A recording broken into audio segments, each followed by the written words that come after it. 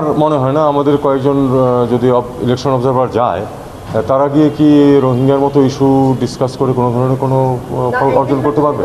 আমি তো যাব না সেখানে নির্বাচন অবজার্ভ করতে গেলে, আপনারা যাবেন। আপনারা কি এমন যোগাযোগ করতে পারবেন যাদের মানে তাদের সাথে যারা আসলেই এ ব্যাপারে কোনো সিদ্ধান্ত দেওয়ার ক্ষমতা রাখে। নোট ভার্বাল আমাদের মিশনের মাধ্যমে ওদের পররাষ্ট্র মন্ত্রণালয়ে দেওয়া হয়েছে, কোনো উত্তর আসেনি। এত তাড়াতাড়ি উত্তর আশাও করি না আমরা। এত তাড়াতাড়ি উত্তর আমি তো আগের চিঠিতে উত্তর পাইনি এখনো, কাজে এটা একেবারে কালকে আমাকে এই এক সপ্তাহের মধ্যে উত্তর দিয়ে দেবে এটা আমি প্রত্যাশা করি না। তবে আমরা আশা করি যে এটার উত্তর আমরা পাবো। আমরা বলেছি যে যেহেতু তাকে বিচারে দোষী সাব্যস্ত করা হয়েছে, কাজেই তাকে জেলে ফেরত দেওয়া। না, পাবো না উত্তর এটা আমি জানি না, কিন্তু আমি এক সপ্তাহের মধ্যে উত্তর এসে যাবে এটা আমি প্রত্যাশা করি না। এটা পুরোপুরি নির্বাচন কমিশনের বিষয়, এটাতে আমাদের কোনো ভূমিকা নেই। এমনকি আমরা যারা আসবে তাদেরকে কোনো সহায়তা করতেও যাবে না যদি না নির্বাচন কমিশন আমাদেরকে বলে।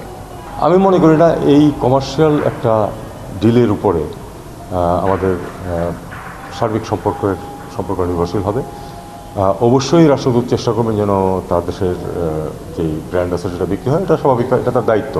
আমি মনে করি যে তিনি তার দায়িত্ব পালন করেছেন, কিন্তু এটা আমি একেবারেই মনে করি না যে একটা কমার্শিয়াল ডিল যেটাতে বাংলাদেশের যেই পরিস্থিতি এবং আমাদের যেই ফ্লিট সাইজ, তাতে করে আমাদের জন্য কোনটা সুবিধা হবে সেটা আমাদের বিশেষজ্ঞরা ঠিক করবে। এটা আমরা মনে হয় না যে আমাদের বিশেষজ্ঞদের মতামতের বাইরে গিয়ে আমরা রাষ্ট্রদূত অথবা অন্যরা কি বলবেন সেটার ভিত্তিতে আমার মনে হয় না এটা কেনাকাটার কাজে হবে।